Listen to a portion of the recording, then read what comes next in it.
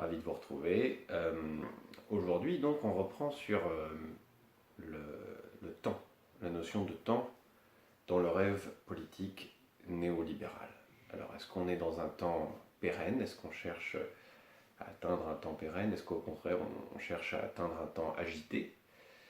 Euh, Évidemment, la réponse est assez facile à trouver en ce qui concerne le temps dans la façon dont il est vécu, mis en scène dans le rêve politique néolibéral, c'est-à-dire dans l'ensemble de représentations qui figurent un avenir idéal et qui est contenu, comme en puissance, dans toutes les représentations euh, que charrie le projet politique néolibéral. Bien.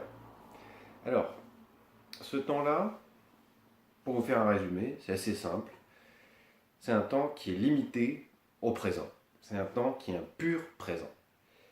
Alors, c'est difficile à comprendre, c'est un temps de l'immédiat permanent. Euh, alors, ça ne veut pas tant dire qu'on est dans la négation du passé ou dans la négation du futur, qu'on utilise le présent. On ne projette l'action que dans le présent. On ne pense, on ne verbalise qu'au présent. C'est d'ailleurs assez marrant quand vous lisez des rapports en globish ou quand vous écoutez des gens parler en globish. Les gens qui parlent globish ne parlent qu'au présent, non pas seulement parce qu'ils ne maîtrisent pas la grammaire anglaise, parfois ils la maîtrisent, mais encore aussi et surtout parce qu'en réalité c'est un temps dans lequel on ne pense qu'au présent. Euh, alors, il y a un vrai paradoxe. Il y a un vrai paradoxe parce que c'est à la fois un temps qui est fataliste, un temps qui est évolutionniste, qui pense l'évolution de l'histoire à travers la mondialisation, qui est un processus continu, euh, qui s'étend, ce sens il est progressif, qui s'étend à la totalité de l'activité humaine, qui est un processus inéluctable. Donc on a un temps qui effectivement est linéaire, progressif. En ce sens, il est assez familier, il est assez facile, c'est le temps du progrès. Mais néanmoins, ce continuum-là n'aboutit à rien. Il n'a ni début ni fin, c'est ça le plus important. Il n'y a pas de but qui se penserait comme une fin. C'est un présent sans cesse recommencer, un temps de crise successive et de boom successifs. Il faut sans cesse remettre le temps de la rupture sur l'ouvrage et au présent. Donc c'est un temps qui est profondément disruptif. J'ai écouté il n'y a pas longtemps Pierre Gattaz sur une radio publique et il nous parlait de la poursuite d'un état de paranoïa de survie. Il s'inscrit dans une société vraiment de pure instabilité, de paranoïa. Il utilise même l'expression, en croyant l'adoucir, paranoïa du développement. C'est vraiment l'excitation permanente vers le produit, vers le développement, vers le présent.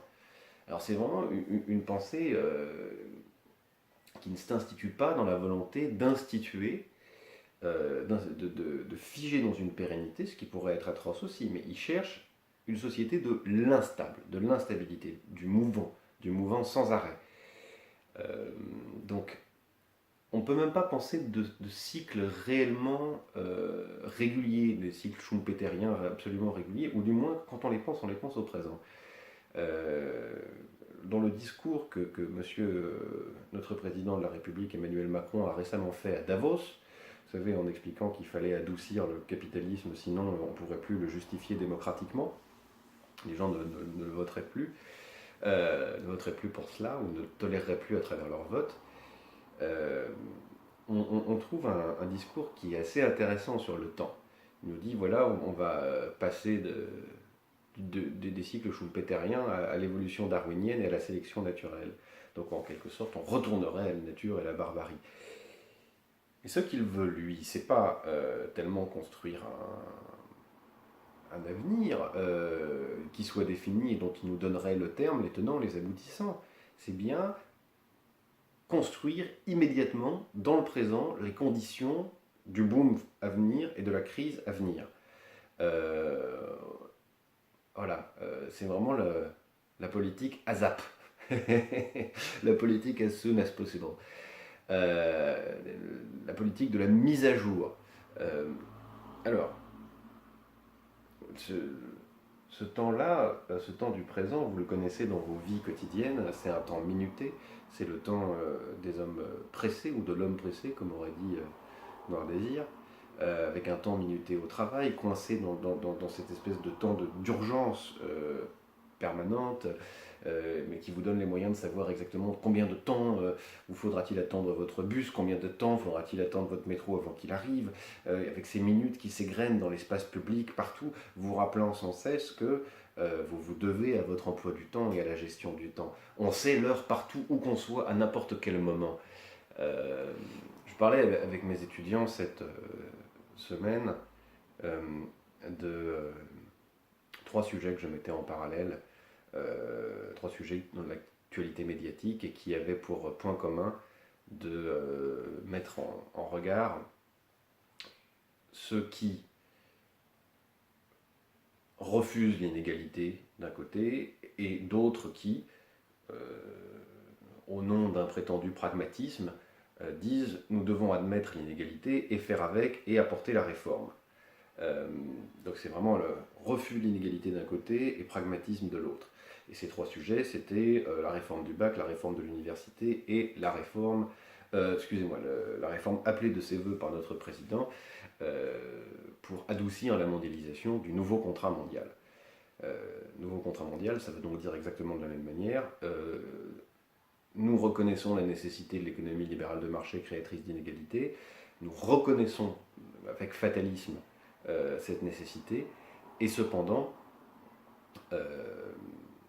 on veut adoucir et permettre que ça continue grâce à la réforme, au lieu de dire dès le départ, tiens, mais refusons la mondialisation, démondialisons, décroissons, etc. etc. Bon, moi, ce qui m'intéresse là-dedans, c'est l'urgence et la globalité des moyens que l'on réclame, que l'on engage, non pas pour un avenir en commun, non pas pour un but qu'on devrait atteindre, mais pour un but qu'on doit atteindre dans le présent. Donc voilà, simplement pour... honnêtement, le sujet est trop simple, trop facile en un sens pour qu'on y passe réellement trop de temps. Le temps néolibéral est réellement un temps sans avenir. Et cela dit sans jeu de mots. C'est-à-dire que c'est un temps du présent, c'est un temps du pur présent, de la pure jouissance immédiate du monde, sans qu'on prenne le temps de se projeter dans quelque chose qui serait défini, délimité et qui serait notre horizon. Ça n'est pas non plus le temps d'un temps présent qui serait apaisé et pérenne. Il faut que ce temps soit agité, mais vers quoi? C'est l'agitation qui est visée, c'est l'instabilité qui est visée. Donc c'est un temps vécu avec toute l'intensité de l'instabilité. C'est ça qui est souhaité. En fait, c'est le temps de la crise positive, et pour reprendre les termes de Pierre Gattaz, l'état de paranoïa de survie, de la remise en question permanente, de la paranoïa du développement. Bien. Donc effectivement, quand on parle de disruption, c'est-à-dire de capacité permanente à faire éclater l'établi,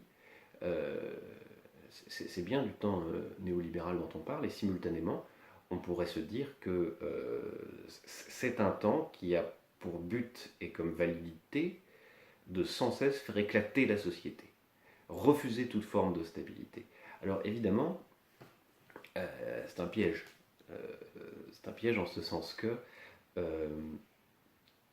il faut à la démocratie libérale de marché, pour pouvoir créer une instabilité permanente, un ensemble extrêmement ordonné de normes, de règles, d'administration. L'Union européenne, c'est la règle absolue de la norme. Il faut par ailleurs une police pour que les gens ne bougent pas. Ce que craint Emmanuel Macron, c'est que le régime perde en souplesse et soit obligé d'engager des changements extrêmement profonds et pour le coup historiques, parce que la démocratie ne viendrait plus valider ce système-là tant il serait devenu inégal, tant il serait devenu producteur d'inégalités. Voilà. Donc, simplement retenez ça. Dans notre construction, on a vu l'espace, on a commencé à parler plus généralement de ce rêve politique-là. Donc on a vu l'espace, on a vu le temps, donc l'espace immatériel, un temps de pur présent. On continuera dans les 2 semaines à venir sur l'humanité et est-ce que c'est pluralisant, est-ce que c'est universalisant, ce rêve politique néolibéral. Ensuite, probablement, on s'amusera à le décliner plus précisément. Par ailleurs, et j'en terminerai là, un collègue et ami qui regarde les vidéos m'a dit que vraiment je ne respectais pas du tout les cadres YouTube et que c'était fou d'avoir autant de vues en respectant aussi peu les cadres, c'est-à-dire 100 plutôt que 3. Hein. Et il me dit, le premier des cadres, c'est des vidéos, 5 minutes, pas plus. Bon, mais comme... et puis bien rythmé et tout ça, mais comme, un, je suis extrêmement fainéant, deux, j'ai souvenir qu'il y avait une vieille tradition sur cette chaîne d'une des... comment on pourrait appeler ça, auditrices, qui me disait prendre son café pendant qu'elle écoutait les vidéos. Bah, faut quand même que ça dure au moins 10 minutes, quoi, qu'on ait le temps de boire son café. Allez, à la prochaine.